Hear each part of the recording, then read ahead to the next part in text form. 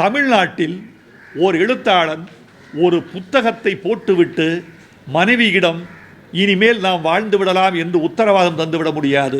அவனுக்கு விளம்பரப்படுத்திக் கொள்ள வாய்ப்பை தராத சமூகத்தின் தவறு. தமிழ் சமூகம் தள்ளப்பட்டு விட்டதே என்ற வலிதான் என் நெஞ்சில் மேலோங்கி இருக்கிறது. அந்த கொம்புக்காக அஞ்சி ஒதுங்குகிறவனை அடுத்த பிறவியிலும் எங்கள் தமிழச்சி மனம் புரிய மாட்டாள். இந்த 120 மாடுகளையும் மாடு மேய்க்கிறவன் வராத போது நான் ஓட்டி மேய்த்திருக்கிறேன். நாங்கள் இப்போது பைப்பால் வாங்கி கைப்பால் குடித்துக் கொண்டிருக்கிறோம். சிறு தானியங்களை எத்தனை ஆண்டுகள் புறக்கணித்திருந்தீர்கள். இப்போதுதானே கொஞ்சம் விழிப்புணர்வு வந்திருக்கிறது. நீங்களெல்லாம் அறிவாளிகள், உங்களை பார்த்துத்தான் நாங்கள் கற்றுக்கொண்டோம். புற்றுநோயை தடுப்பதில் நார்ச்சத்துக்கு நிறைய பங்கு இருக்கிறது என்று விஞ்ஞான உலகம் சொல்கிறது. அந்த நார்ச்சத்தை இழந்தது யார்? An apple a day keeps a doctor away என்று ஆங்கிலத்திலே ஒரு பழமொழி உண்டு. யாராவது இளநீருக்குள் பல்லி கிடந்தது என்று சொல்ல முடியுமா? தமிழ்நாட்டு தாவரங்கள் தாங்கள் நோயுற்றவை என்பதை தமிழர்களுக்கு காட்டி கொடுத்துவிடும். நான் போராட்டத்தை தூண்டுகிறேன் என்று அருள்கூர்ந்து யாரும் கருதிவிட வேண்டாம். அனைத்து ஊடகங்களுக்கும் என் வணக்கத்தை, நன்றியை உரித்தாக்கிக் கொள்கிறேன். காரணம், எந்த தலைமுறை கவிஞனுக்கும் கிட்டாத ஒரு வாய்ப்பை காலம் எனக்கு வழங்கி இருக்கிறது. என்னினும் மேம்பட்ட கவிஞர்கள், என்னை விட சிறந்த படைப்பாளிகள் வாழும் காலத்தில் சமூகம் அறியாமலே போய்விட்டார்கள். அதற்கு காரணம் அவர்களின் சிறுமை அல்ல, ஊடகப் பெருக்கம் இல்லாததுதான் குறை என்று நான் நினைக்கிறேன். நான் அறிவில் அவர்களை விட பெரியவன் அல்ல என்ற போதிலும் ஊடகப் பெருக்கத்தால் மக்களோடு எப்போதும் உறவாடவும் உரையாடவும் காலம் எனக்கு வாய்ப்பை வழங்கி இருக்கிறது. ஊடக நண்பர்களுக்கெல்லாம் மீண்டும் என் நன்றி. என்னுடைய படைப்பு முயற்சிகளுக்கெல்லாம் நீங்கள் தந்து வரும் ஆதரவு என்னை உற்சாகப்படுத்துகிறது, மேலும் மேலும் என்னை எழுத தூண்டுகிறது. இந்த சந்திப்பின் நோக்கத்தை நான் தெளிவுபடுத்த வேண்டும் என்று ஆசைப்படுகிறேன். தமிழ் சிறுகதைக்கு இன்னொரு உயரம் கிடைத்திருக்கிறது. கிடைக்காத உயரம் அல்ல, அது இன்னொரு உயரம் என்று சொல்ல வேண்டும். வைரமுத்து சிறுகதைகள் என்ற தலைப்பில் வாரம் ஒரு சிறுகதையாக 40 வாரங்கள் குமுதம் பத்திரிகையில் எழுதி வந்தேன்.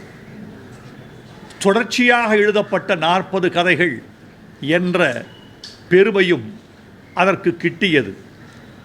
அது நூலாக வெளிவந்த போது முத்தமிழறிஞர் கலைஞரை வெளியிட்டார். கலைஞானி கமலஹாசன் முதற்படியை பெற்றுக்கொண்டார். வெளியிட்ட அன்றே அது 7 பதிப்புகள் தீர்ந்து 8ஆம் பதிப்பு தான் வெளியே விற்பனைக்கு கிடைத்தது. வெளியிட்ட சில மாதங்களில் 9 பதிப்புகள் கண்ட நூல் வைரமுத்து சிறுகதைகள். இந்த சிறுகதைகளை இப்போது மலையாளத்தில் மொழிபெயர்த்து நூலாக வெளியிடுகிறது மாத்ருபூமி பதிப்பகம். மாத்ருபூமி உங்களுக்கு தெரியும், மலையாளத்தின் புகழ்பெற்ற இந்தியாவின் கவனிக்கத்தக்க பத்திரிகைகளுள் ஒன்று. மாத்ருபூமி பதிப்பகம் அதை மொழிபெயர்த்து நூலாக வெளியிடுகிறது. 40 சிறுகதைகளையும் அல்ல, 15 சிறுகதைகளை மட்டும். அதில் கொஞ்ச நேரம் மனிதனாயிருந்தவன் என்ற தலைப்பில் ஒரு கதை எழுதியிருக்கிறேன். அதையே நூலுக்கு தலைப்பாக கொண்டு சிறிது நேரம் மனிதனாயிருந்தவன் என்று மலையாளத்தில் மொழிபெயர்த்து வெளியிடுகிறது மாத்ருபூமி பதிப்பகம். நாளை கோழிக்கோட்டுக்கு அருகே உள்ள திரூர் என்ற திருத்தலத்தில், அங்கே மலையாளத்தின் தந்தை என்று கருதப்படும் எழுத்தச்சன் திருவிழா நடக்கிறது. துஞ்சன் ஃபெஸ்டிவல் என்று ஆண்டுதோறும் கொண்டாடப்படும் அந்த இலக்கிய திருவிழாவில் இந்த நூல் வெளியிடப்படுகிறது. 4 நாள் நடைபெறும் அந்த மாநாட்டை தொடங்கி வைக்கும் வாய்ப்பை நான் பெற்றிருக்கிறேன். அதே மேடையில் மலையாளத்தின் புகழ்பெற்ற எழுத்தாளரும் ஞானபீட பரிசு பெற்றவருமான MT வாசுதேவன் நாயர் சிறிது நேர மனிதனாயிருந்தவர் என்ற இந்த எனது மொழிபெயர்ப்பு நூலை வெளியிடுகிறார். கேரள சாகித்ய அகாடமியின் தலைவர் மோகனன் அந்த நூலின் முதற்படியை பெற்றுக்கொள்கிறார். Multiculturalism in Indian writing என்ற தலைப்பில் நான் உரையாற்றுகிறேன். மலையாள மக்களை என்னுடைய உரைநடை சென்று தொடுகிற ஒரு நல்ல வாய்ப்பை இப்போது நான் அடைந்திருக்கிறேன். அதை தமிழ் மக்களோடு நான் பகிர்ந்து கொள்கிறேன். பாடல்கள் என்றால் மலையாள சகோதரர்கள் தமிழ் பாடலையே அதிகம் விரும்புகிறார்கள், புரிந்து கொள்கிறார்கள், ரசிக்கிறார்கள். தமிழ் படங்களுக்கு என்று அங்கு ஒரு தனி சந்தை இருப்பதை நீங்கள் அறிவீர்கள். இப்போது தமிழ் எழுத்துக்களுக்கு ஒரு சந்தை, தமிழ் படைப்புகளுக்கு ஒரு சந்தை உண்டாகுவதற்கான வாய்ப்பை இது தொடங்கி வைக்கலாம் என்று நினைக்கிறேன். ஏற்கனவே பல நல்ல படைப்புகள் தமிழிலிருந்து மலையாளத்துக்கும் மலையாளத்திலிருந்து தமிழுக்கும் வந்திருக்கின்றன. இப்போது என் கவிதைகள் சின்ன சின்ன கவிதைகள், துண்டு துண்டு கவிதைகள் மொழிபெயர்க்கப்பட்டுள்ளன. ஆனால் சிறுகதைகளாக இப்போதுதான் மொழிபெயர்க்கப்பட்டு நூலாக வெளிவருகிறது.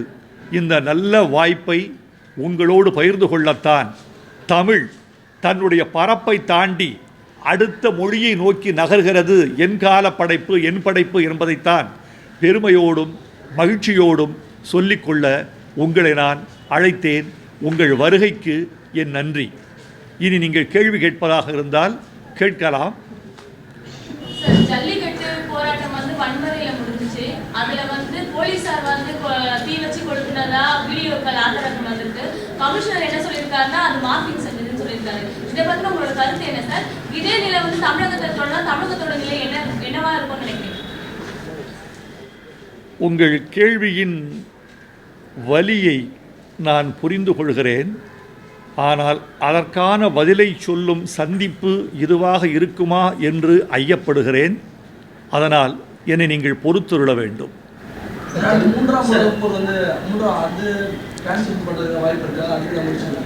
மூன்றாம் உலகப் போர் மொழிபெயர்க்கப்பட்டு தயாராக கூட இருக்கிறது. மூன்றாம் உலகப் போர் மொழிபெயர்ப்பு மட்டும் அகில உலக அளவில் வெளிவர வேண்டும் என்று நான் ஆசைப்படுகிறேன். உரிய பதிப்பகங்களுக்காக நான் காத்திருக்கிறேன். மற்ற படைப்புகளை விட மூன்றாம் உலகப் போர் கொஞ்சம் மாறுபட்டது அல்லது விரிந்தது என்று நான் நினைக்கிறேன். காரணம், இலக்கியம் மொத்தம் 3 வகை: local literature, contemporary literature and universal literature. வட்டார இலக்கியம், சமகால இலக்கியம், அகில இலக்கியம் என்று 3 வகைப்படும். கள்ளிக்காட்டு இதிகாசம் வட்டார இலக்கியம், கருவாச்சி காவியம் வட்டார இலக்கியம். மூன்றாம் உலகப் போர் யூனிவர்சல் என்ற வகையில் வரக்கூடிய கான்டெம்பரரி கண்டெம்ட் என்ற வகையை சேர்ந்தக்கூடிய இலக்கியம்.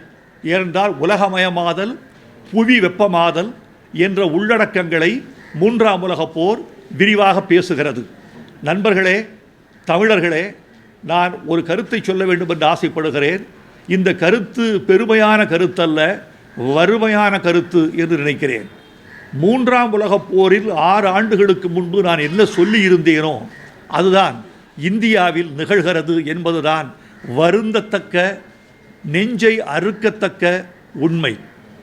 எது நிகழும் என்று ஒரு படைப்பாளி அஞ்சினானோ அது நிகழ்ந்து விட்டது. மூன்றாம் உலகப் போர் எழுதப்பட்டு கொண்டிருந்த பொழுதே தஞ்சை மாவட்டத்தில் 11 குடும்பத்தைச் சேர்ந்த விவசாயிகள் தற்கொலை செய்து கொண்டார்கள். விவசாய தோல்விக்காக, விவசாய வறுமைக்காக. மூன்றாம் உலகப் போர் தமிழர்களால் அதிகமாக வாசிக்கப்பட்டு நேசிக்கப்பட்டு எனக்கு சில லட்சங்கள் லாபம் ஈட்டி கொடுத்தது. விவசாயிகளுக்காக எழுதப்பட்ட இந்த படைப்பு கொடுத்த பணத்தை விவசாய தற்கொலை புரிந்து கொண்ட குடும்பங்களுக்கு தர வேண்டும் என்று ஆசைப்பட்டு 11 குடும்பங்களை சென்னைக்கு அழைத்து ஒரு குடும்பத்துக்கு 1 லட்சம் வீதம் 11 லட்சம் 3ஆம் உலகப் போர் எனக்கு வழங்கிய பணத்தை நான் விவசாய குடும்பங்களுக்கு வழங்கினேன். இது ஒரு பெருமை அல்ல, இது ஒரு பெரிய கிரீடம் அல்ல.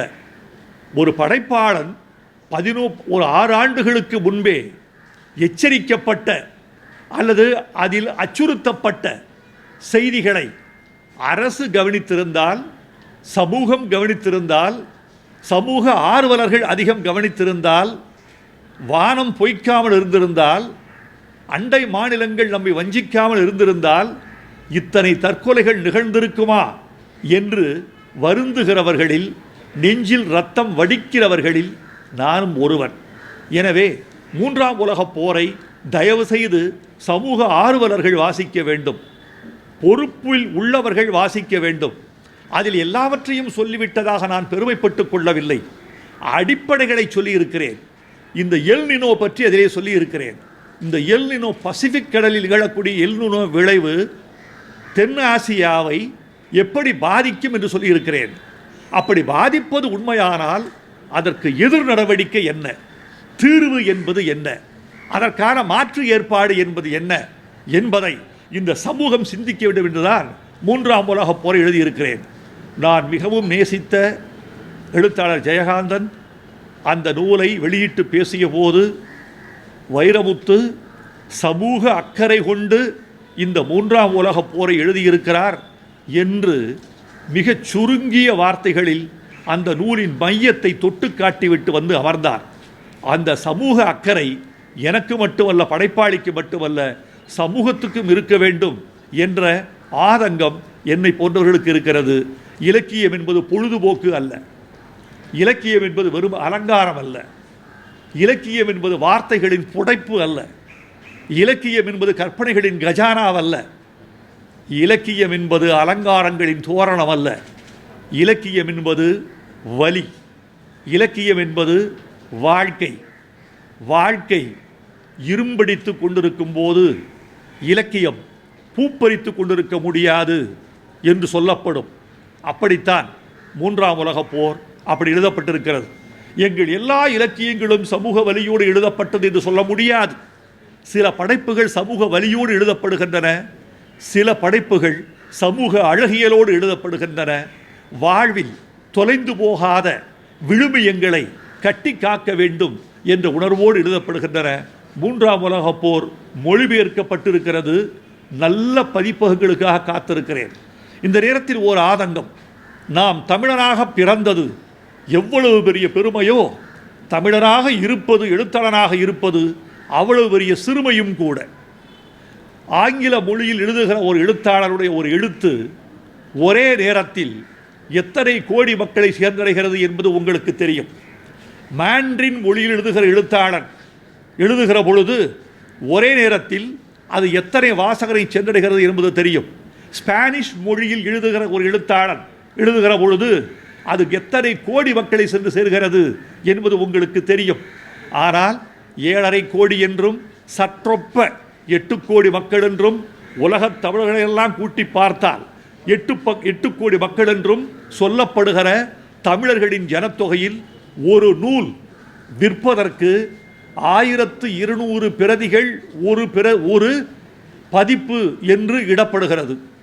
நான் கொஞ்சம் தப்பித்து கொண்டிருக்கிறேன். 33 பதிப்புகள் வெளிவந்திருக்கிறது. கள்ளிக்காட்டு இதிகாசம், வைகறை மேகங்கள் அப்படி வந்திருக்கிறது. 3ஆம் உலகப் போர் 14ஆம் பதிப்பை தொட்டிருக்கிறது. 10ஆம் பதிப்பை தொட்டிருக்கிறது. 10ஆம் பதிப்பை நெட்டி தொட்டிருக்கிறது. சிறுகதைகள், வைரமுத்து சிறுகதைகள். என் படைப்புகளை பற்றி இல்லை. காரணம், திரையுலகமும் ஊடகமும் என் மீது காட்டுகிற வெளிச்சம் என் படைப்புகளை அதிக மக்களுக்கு கொண்டு செல்கிறது. தமிழ்நாட்டில் நல்ல படைப்பாளிகள் இருக்கிறார்கள், அறிவாளிகள் இருக்கிறார்கள். வாழ்வே எழுத்து, எழுத்தே வாழ்வு என்று இருக்கக்கூடிய படைப்பாளிகள் இருக்கிறார்கள். அவர்களுக்கும் சேர்த்து ஊடகங்கள் வெளிச்சம் தர வேண்டும். அவர்கள் படைப்புகளையும் மக்கள் முன்னிலையில் கொண்டு செலுத்த வேண்டும். நாளை கேரளா செல்கிறேனே, கேரளாவில் ஒரு படைப்பாளி எழுத்தை மட்டும் நம்பி உலை வைத்துவிட்டு வாழ்ந்துவிட முடியும். அவன் எழுத்தை கேரளத்து மக்கள் விலை கொடுத்து அதிகமாக வாங்குகிறார்கள். எல்லா எழுத்தாளனும் அல்ல, பெரும்பாலும் தமிழ்நாட்டில் ஓர் எழுத்தாளன் ஒரு புத்தகத்தை போட்டுவிட்டு மனைவியிடம் இனிமேல் நாம் வாழ்ந்து விடலாம் என்று உத்தரவாதம் தந்துவிட முடியாது, மகளை திருமணம் செய்து கொடுத்து விட முடியாது, மகனை உயர்கல்வி படிக்க வைக்க முடியாது, நோயாளியாயிருக்கும் தந்தையை தாயை ஒரு எழுத்தாளன் எழுத்தை மட்டும் நம்பி காப்பாற்றிவிட முடியாது. இந்த அவல நிலை மாறுகிற போதுதான் எழுத்தை தமிழர்கள் மதிக்கிறார்கள், தமிழ் எழுத்தை மதிக்கிறது என்று பொருள்படும். இவ்வளவு பெரிய சந்தை இருக்கிறது, இந்த சந்தையில் எழுத்தாளன் நிலைமை கவலைக்கிடமாகவே இருக்கிறது என்ற சோகமான கருத்தையும் நான் முன்வைக்க வேண்டியவராக இருக்கிறேன். இல்ல, இப்போ ஒரு அறிமுக படத்துல, ஒரு அறிமுகமாகிற ஒரு படத்துல கிடைக்கக்கூடிய கதாநாயகனுக்கு கிடைக்கக்கூடிய வெளிச்சம் 10 முறை 15 முறை எழுதுனதுக்கு பிறகு எழுத்தாளருக்கு கிடைக்க மாட்டேங்குது. அது எங்கே தவறு இருக்குன்னு நினைக்கிறீங்க? வாசிக்கிற பழக்கத்தை வளர்க்காதது நம் தவறு. பள்ளி பருவத்திலிருந்தே படைப்புகளை, நூல்களை வாசிக்க சொல்லிக் கொடுக்காத கல்வி முறையின் மீது தவறு. தன்னை விளம்பரப்படுத்திக் கொள்ள தெரியாத எழுத்தாளரின் தவறு. அவனுக்கு விளம்பரப்படுத்திக் கொள்ள வாய்ப்பை தராத சமூகத்தின் தவறு. இன்னும் சொல்ல போனால் சில நேரங்களில் எழுத்தின் தவறு. இத்தனை தவறுகளையும் தாண்டி நல்ல படைப்பாளன், நல்ல எழுத்து, நல்ல தமிழர்களால் லட்சக்கணக்கில் வாங்கப்பட வேண்டும் என்ற நிலை வருகிற போது தமிழ் எழுத்து மேம்படும். ஒரு கவிதை எழுதிருந்தீங்க, தமிழனுக்கு கொம்பு முளைத்து விட்டது அப்படின்னு. அந்த போராட்டத்துக்கு இந்த வெற்றியா நீங்க பாக்குறீங்க? இந்த போராட்டம் வெற்றி தோல்வி என்று நினைத்து பார்ப்பதை விட இப்படி ஒரு நிலைக்கு தமிழ் சமூகம் தள்ளப்பட்டு விட்டதே என்ற வலிதான் என் நெஞ்சில் மேலோங்கி இருக்கிறது. தமிழர்களின் உரிமை, 2000 ஆண்டுகளாக தமிழர்களின் பண்பாடு, கொல்லேற்று கோடஞ்சுவானை மறுமையும் புல்லாளே ஆயமகள், இது கலித்தொகை. இதுக்கு பொருள் என்ன தெரியுமா? பாய்ந்து வருகிறதே எருது, பாய்ந்து வருகிறதே காளை, அதன் கூரிய கொம்பு இருக்கிறது அல்லவா, அந்த கொம்புக்காக அஞ்சி ஒதுங்குகிறவனை இந்த பிறவியில் மட்டுமல்ல அடுத்த பிறவியிலும் எங்கள் தமிழச்சி மனம் புரிய மாட்டாள். இது வேற ஒன்றும் இல்லைங்க. தாலி செஞ்சாங்கள, தாலி பழங்காலத்தில், அந்த காலத்தில் தாலி புலி நகத்தால் செய்யப்பட்டது. புலியை கொன்று எவன் ஒருவன் நகம் கொண்டு வருகிறானோ அவனுடைய வெற்றியை கொண்டாடி அந்த நகத்தை தன் தாலியாக முடிந்து அணிந்து கொண்டாள் தமிழச்சி என்பது பழைய மரபு. என்ன பொருள்? புலியை வென்றவன்தான் பகையிடம் இருந்து தன்னை காப்பாற்றுவான் என்று ஒரு தமிழச்சி நம்பினாள். அந்த உடல் உரம் தமிழனுக்கு இருந்தது, இருக்க வேண்டும் என்று சமூகம் நம்பியது. எங்க ஊர்ல, பழைய ஊர்ல எத்தனை மைத்துனன் இருக்கிறான் என்றுதான் பெண்ணெடுப்பார்கள். பொண்ணு கூட பிறந்தவன் எத்தனை பேர்? ஒருத்தன் தானா? இது என்னப்பா 7-8 பேர் இருக்கானா? சமூகம் உடல் வலிமையில் வாழ்ந்த காலம். உடல் வலிமையில் சமூகம் வாழ்ந்த காலத்தில் இருந்த விழுமியம் வேறு. அப்போது புலியை கொன்று அந்த நகமெடுத்து வந்தவன் தாலி எடுத்து கொடுப்பான், அதை அணிவாள். அது புலி மாறிச்சு. புலி மாறியவுடன் புலிகளின் எண்ணிக்கை குறைந்தது, அல்லது அது சாத்திய குறைவாக கூட இருந்தது. அது வேண்டாம், காளையை அடக்கு, உனக்கு பொன் கொடுக்குறோம். இப்படி சமூகத்தின் விழுமியம் மாறுகிறது. இப்படித்தானே? இப்போ ஒரு 50,000 ரூபா சம்பாதிப்பாரா, இல்லை சொந்தமாக கார் வச்சிருக்காரா, அமெரிக்காவில் எந்த ஸ்டேட்டில் இருக்காரு, பெண்ணை பொருளாதார ரீதியில் காப்பாற்றுவாரா? புறப்பாதுகாப்பு வந்துட்டது, பெண்ணுக்கே வலிமை வந்து விட்டது. ஒரு பெண் தன்னை தானே காத்து கொள்ளக்கூடிய வலிமையை ஒரு பெண் மன உறுதியால், கல்வியால், பொருளாதார விடுதலையால் அடைந்திருக்கிறாள். தனக்கு சமமாக இப்போது அவள் மாப்பிள்ளை பார்க்கிறாள். விழுமிய மாறிவிட்டது. ஆனால் இந்த எருது என்பது தமிழர்களின் ஆதி கலாச்சாரம். விவசாயத்தினுடைய குறியீடே மாடுதான். மாடு என்ற சொல்லுக்கு ஒரு பொருள் இருக்கிறது. மாடு என்ற சொல் மாட்டை மட்டும் குறிக்கவில்லை, செல்வத்தை சொன்னது. கேடில் விழுச்செல்வம் கல்வி ஒருவர்க்கு மாடல்ல மற்றையவை. இது திருக்குறள். கல்விதான் ஒருவருக்கு உண்மையான மாடு, மற்றதெல்லாம் மாடல்ல. இது வள்ளுவர் சொன்னது. என்ன பொருள்? கல்விதான் ஒருவருக்கு உண்மையான செல்வம். செல்வத்தை சொல்வதற்கு மாடு என்ற வார்த்தையை பெய்கிறார் வள்ளுவர். மாடு என்றால் செல்வம். எவ்வளவு மாடு வைத்திருந்தானோ அவன் செல்வன். எங்க வீட்டில் 120 மாடு இருந்தது. இந்த 120 மாடுகளையும் மாடு மேய்க்கிறவன் வராத போது நான் ஓட்டி மேய்த்திருக்கிறேன். அதில் ஒரு 12 பசுவாக இருக்கும். 4 மாடு பால் கறக்கும், 2 மாடு சினையாக இருக்கும், 2 மாடு சினைக்கு விடுவோம் காளையை கொண்டு வந்து. ஸோ 12 மாட்டு 4 மாடு பால் பீச்சினா தான் உழுகிறவர்கள், வீட்டில் குடும்ப உறுப்பினர்கள் அத்தனை பேருக்கு பால், மோர், நெய் கிடைக்கும். என் காலத்திலேயே மாடு அழிந்து விட்டது. நாங்கள் இப்போது பைப்பால் வாங்கி கைப்பால் குடித்து கொண்டிருக்கிறோம். எங்கள் வீட்டில், எங்கள் ஊரில் இல்லை.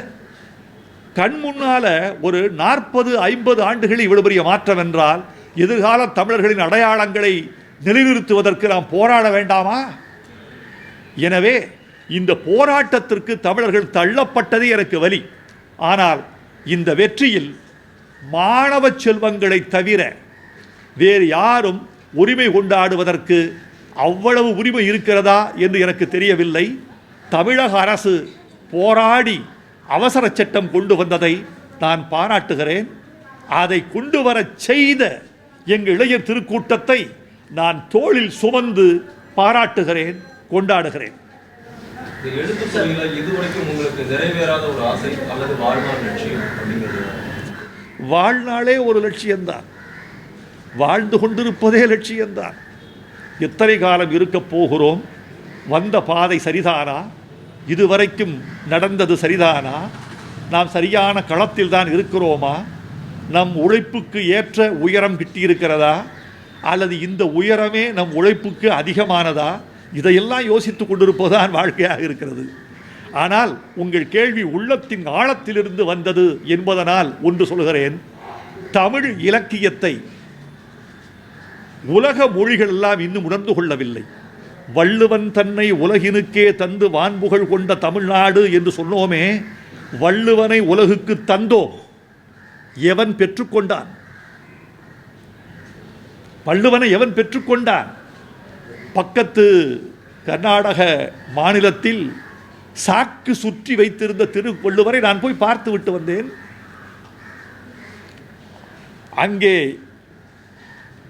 இங்கே ஒரு சிலை வைத்து அங்கே நம் சிலையை திறந்தோம்.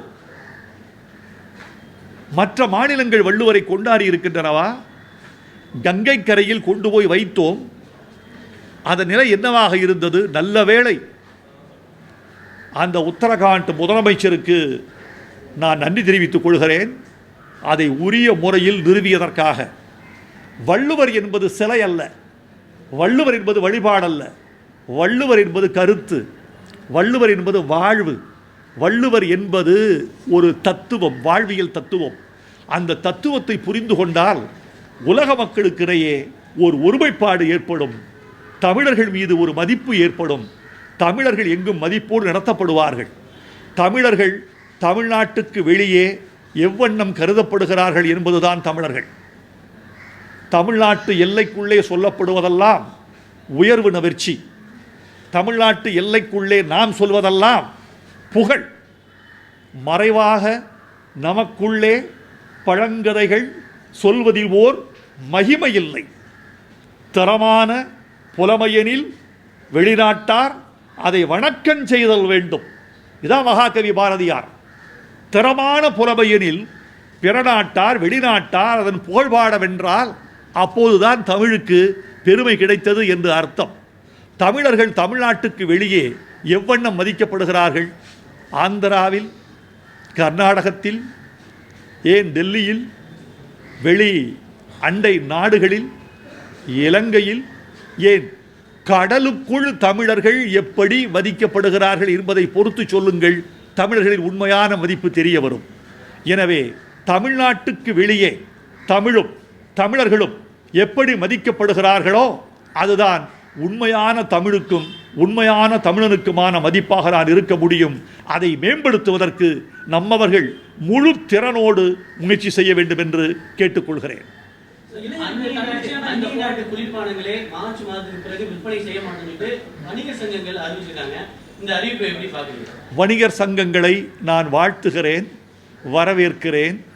இந்திய பானங்கள் என்று நீங்கள் சொன்னால் அது உடலுக்கு ஊட்டம் தருவது என்பதை புரிந்து கொள்ள வேண்டும்.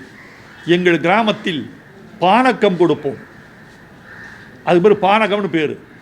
நீங்கள் பத்திரிகையாளர்கள் பல பேர் எல்லாருமே கிராமத்திலிருந்து வந்தவங்க தானே. இங்கே சில பேர் தான் பிறந்திருப்பீர்கள். எல்லாம் கிராமத்து வாழ்க்கை தெரிந்தவர்கள் தானே. எங்கள் ஊரில் வெயிலுக்கு மோர் கொடுப்போம். வசதியான வீடுகளில் இளநீர் கொடுப்போம். வெயிலுக்கு மோர் கொடுப்போம். அதை அடுத்து பானகம் கொடுப்போம். புளி, வெல்லம், ஏலக்காய், இன்னும் சொல்ல போனால் கொஞ்சம் கருப்பட்டி அல்லது பனங்கல் கண்டு, சுக்கு, ஏலக்காய், சுக்கு, கருப்பட்டி, புளி எல்லாவற்றையும் கரைத்து ஊற வைத்து நீங்கள் சாப்பிட்டீங்கன்னா இந்த உடம்பில் இருக்கக்கூடிய உங்கள் செரிமான உறுப்புகள் சக்தி பெறும், வலிமை பெறும். நம்ம நாட்டு மருந்தை பயன்படுத்துங்க. இப்போ சிறு தானியங்களை எத்தனை ஆண்டுகள் புறக்கணித்திருந்தீர்கள். இப்போதுதானே கொஞ்சம் விழிப்புணர்வு வந்திருக்கிறது. சிறுதானியங்களில் நார்ச்சத்து அதிகம் என்று பேசப்படுகிறது. இன்னொன்று சொல்கிறேன் தமிழ் மக்களுக்கு, நீங்களெல்லாம் அறிவாளிகள், உங்களை பார்த்துத்தான் நாங்கள் கற்றுக்கொண்டோம். எந்தெந்த பருவத்தில் எந்தெந்த உணவுகள் கிடைக்கின்றனவோ அந்தந்த உணவுகளை தவற விடாதீர்கள் தமிழர்களே. நாவல் பழ சீசனா, நாவல் பழத்தை விடாதீங்க. மாம்பழம் எல்லா நாளும் காய்க்காது. அந்த ஏப்ரல் மே ஜூன் சாப்பிட்ருங்க. மொச்சக்காய் ஜூலையில் கிடைக்கும், மொச்சக்காய் விட வேண்டாம். அவரைக்காய், தட்டப்பயிர், கல்லுப்பயிர் தூக்கவே முடியாது. ஒரு 8 படி கல்லு மூட்டு கல்லு பயிரை தூக்கவே முடியாது, அவ்வளவு கனமாக இருக்கும். இரும்பு சத்து நம்மளோட இதில் இருந்தது, நார்ச்சத்து இருந்தது. இப்போ சொல்லுங்க, இந்த புற்றுநோயை தடுப்பதில் நார்ச்சத்துக்கு நிறைய பங்கு இருக்கிறது என்று விஞ்ஞான உலகம் சொல்லுகிறது. அந்த நார்ச்சத்தை இழந்தது யார்? முருங்கைக்காயில் நார்ச்சத்து, அவரைக்காயில் நார்ச்சத்து, கொத்தவரங்காயில் நார்ச்சத்து, நார்ச்சத்து இல்லை, கீரைகளில் நார்ச்சத்து. நித்தம் ஒரு கீரை தவிர an apple a day keeps a doctor away என்று ஆங்கிலத்திலே ஒரு பழமொழி உண்டு. ஒரு நாளைக்கு ஒரு ஆப்பிள் சாப்பிட்டால் உங்கள் வீட்டுக்குள் மருத்துவர் வரமாட்டார், ஆனால் ஈட்டிக்காரன் வருவான். அது வேற விஷயம்.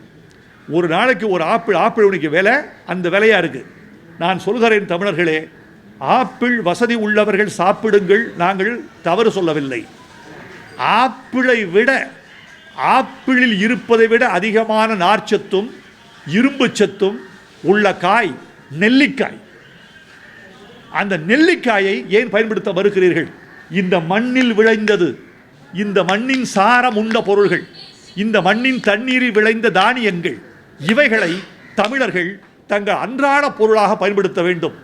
இந்த செயற்கை வானத்தில் சொல்லுகிறார்கள், அதில் கரப்பாம்பூச்சி செத்து கிடந்தது, அதில் ஈக்கள் செத்து கிடந்தன, பல்லியின் வால் கிடந்தது என்றெல்லாம் சொல்லப்படுகிறது. நான் பார்த்ததில்லை. அப்படி இருப்பதற்கு வாய்ப்பு இருந்தால் அது மனிதனுக்கு சிறந்ததா? யாராவது இளநீருக்குள் பல்லி கிடந்தது என்று சொல்ல முடியுமா? இளநீருக்குள் கரப்பான் பூச்சி செத்து கிடந்தது என்று சொல்ல முடியுமா? தேரை குடித்திருக்கும். தேரை என்றால் தேரை அல்ல, தேரை என்ற ஒரு வகை நோய். அது வெளியே இளநீர் சுருங்கி இருக்கும், தூக்கி போட்டு விடலாம். தமிழ்நாட்டு தாவரங்கள் தாங்கள் நோயுற்றவை என்பதை தமிழர்களுக்கு காட்டி கொடுத்துவிடும். தமிழ்நாட்டு பொருள்கள் உண்ணாதே தமிழா என்று தங்கள் உருவத்தால் எச்சரிக்கை செய்யும். மூடப்பட்ட அலங்கரிக்கப்பட்ட பொருள்களெல்லாம் தமிழர்களை எச்சரிக்கை செய்வதில்லை. இதை புரிந்து கொள்ள வேண்டும்.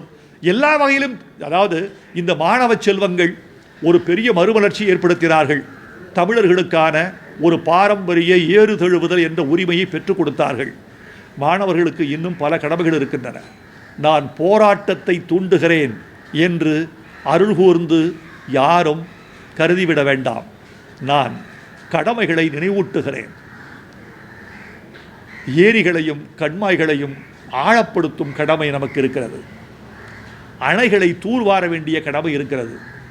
வைகை அணை 72 அடி என்பது பொதுப்பணித்துறையின் தோராய கணக்கு. ஆனால் அந்த மதகுகளை ஒட்டி நீங்கள் பார்த்தால் தேங்கி நிற்கிற தண்ணீர் 72 அடிதானா? குறைந்தது 30-32 அடிக்கு சேரால் நிரம்பி கிடக்கிறது என்பதை பொதுப்பணித்துறை அறியுமா? மஞ்சளாறு என்பது 52 அடி ஆழம் கொண்டது என்று பொதுப்பணித்துறையால் கணிக்கப்பட்டிருக்கிறது. அங்கே சென்று நீங்கள் பார்க்கலாம்.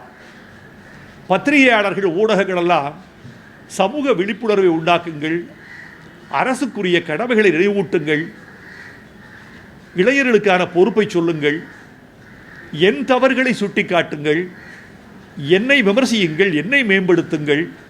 இது உங்களுக்கு பரபரப்பான செய்திகளை விட சுறுசுறுப்பான செய்திகள் வேண்டும் என்று கருதுகிறவர்களுக்கான குறிக்கோளாக இருக்கும் என்று நினைக்கிறேன். மறந்துவிட்டேன், 52 அடி மஞ்சளாறு அணை. போய் பார்த்தால் 32 அடி தான் இருக்கும். சேறு வண்டல் மூடியிருக்கிறது. அதை ஆழப்படுத்துவது யார்? அந்த வண்டலை எடுத்து விவசாய நிலங்களுக்கு இட்டால் விவசாயத்திற்கு வளர்ச்சி, அணையும் ஆழப்படும். சீமைக்கருவேல மரங்களை இந்த நாட்டில் கொண்டு வந்து வதைத்தது வேறொரு காலம். அதன் தீங்கு உணரப்பட்டிருப்பது நிகழ்காலம். இந்த நிகழ்காலத்தில் சீமைக்கருவேல மரங்களை யார் அப்புறப்படுத்துவது? மெரினாவில் உட்கார்ந்த கூட்டம், இளைஞர்களின் கூட்டம், எங்கெங்கு சமூக தவறுகள் நிகழ்கிறதோ அங்கெல்லாம் சுட்டி காட்ட வேண்டும் என்று விரும்புகிறேன். இதையெல்லாம் செய்தால் தமிழ்நாட்டை நாம் வளமிக்க மாநிலமாக கொண்டு வர முடியும். இந்தியாவில் இருக்கிற மாநிலங்களில் சில பின்தங்கிய மாநிலங்களோடு தமிழ்நாடு ஒப்பிடப்படுகிற போது நெஞ்சு வலிக்கிறது. நாம் அப்படிப்பட்டவர்கள் அல்ல. உழைக்க பிறந்தவர்கள் நாம், வாழ்வை மேம்படுத்த பிறந்தவர்கள் நாம், அழகியல் உணர்ச்சி உள்ளவர்கள் நாம், கடமை உணர்ச்சி மிக்கவர்கள் நாம். உழைக்கக்கூடிய வளமிக்க, மனித வளமிக்க தமிழ்நாடு பின்தங்கி இருக்கக்கூடாது. அப்படி தமிழ்நாடு பின்தங்கி இருந்தால் அதில் சமூக குறைபாடு தானே தவிர தமிழர்களின் குறைபாடு என்று சொல்ல மாட்டேன். வந்த அனைவருக்கும் என்னுடைய வணக்கம். என்னுடைய நாளை இதே நேரம் எம்டி வாசுதேவ நாயர் அவர்கள் என்னுடைய மலையாள சிறுகதைகளை சிறிது நேர மனிதனாயிருந்தவர் என்ற தொகுப்பை வெளியிட்டிருப்பார். நான் மலையாளம் சென்று அங்கு தமிழுக்கு ஒரு சின்ன பீடம் பெற்றுத்தந்து உங்களை மீண்டும் வந்து சந்திக்க எனக்கு அனுமதியும் விடையும் தருமாறு அன்போடு வேண்டுகிறேன். நன்றி. மீண்டும் என் வணக்கம். உங்களுக்கு தெரியாதா நான் என்ன பேசுகிறேன்னு? என் வாயால் தான் சொல்லி கேட்கணுமா உங்களுக்கு? நீங்கள் ஏன் சொல்ல மாட்டேங்கிறீங்க? உங்கள் டியூட்டி இல்லை அது. நியூஸ் பேப்பர்காரங்கள்லாம் ஒன்று உணரணும். நீங்கள் எழுதிட்டு இருக்கிறது சரித்திரம். நிஜமாகவே தமிழை பிடிச்சி ஏறு தழுவியவன் நான். இவன் அவங்களுக்கு ஒன்றும் சொல்ல வேண்டாம், அவங்களுக்கு தெரியும். மூளையில் கோளாறு இருக்கும்போது முதுகெலும்பா முக்கியம்ப்பா. மூளையிலேயே கோளாறு இருக்கு, லூஸாட்டம் அலைஞ்சிட்டு இருக்கோம் நம்ம எல்லாம். இத்தனை விஷயத்துக்கு அப்புறமும் நின்று பண்ணுறாங்க. அவங்கள வந்து தயவுசெய்து ஆன்டி சோஷியல்னு ஒதுக்கிடாதீங்க. அதான் சொன்னால் நீங்கள் அவரை சொன்னால் நம்பிட்டீங்களா நீங்கள்? அப்போ நானும் நம்புகிறேன். அதானே நீங்கள் தானே சொல்லணும். எனக்கு செய்தி சொல்கிறவங்க நீங்கள் தானுங்க. நீங்கள் எனக்கு என்ன சொல்கிறீங்க சொல்லுங்கள். அது கரெக்டு. நீங்கள் தான் எனக்கு வந்து அது பிரித்து சொல்லணும். பாலும் தண்ணியும் பிரித்து சொல்கிற அன்னபக்ஷிகள் நீங்கள். இப்படி தீய சக்தி அப்படின்னா கெட்ட பத்திரிக்காரன் இப்படி கை காட்டக்கூடாது. எனக்கு இன்னார பிடிக்கல, இவர் தாங்க அவர் எனக்கு பிடிக்கல, அவர் தப்பாக எழுதுறாருங்கன்னு அப்படி காட்டணுமே தவிர மொத்தமாக இப்படி கை காட்டி சொல்லக்கூடாது. மொத்தமாக நடிகர்கள் எல்லாம் மோசம்னு சொல்லக்கூடாது. உங்கள் சித்தப்பா ஒருத்தர் இருந்தார் அந்த ட்ரெயின்லன்னு சொல்லி பாருங்கள், கணக்கெல்லாம் மாறிடும். 2 பேர் செத்தான்னா கூட அதில் என் சித்தப்பா இருக்கக்கூடாதுன்னு பயப்படுவான். 10 பேருக்கு வந்து மிரட்டுறீங்க. ஆனால் 10,000 மாடு கொண்டு மாதம் எக்ஸ்போர்ட் பண்ணலாங்கிறாங்க. என்னென்னா அது சாப்பிட்றதுக்கு அது தர்மம் பரவாயில்லைங்கிறாங்க.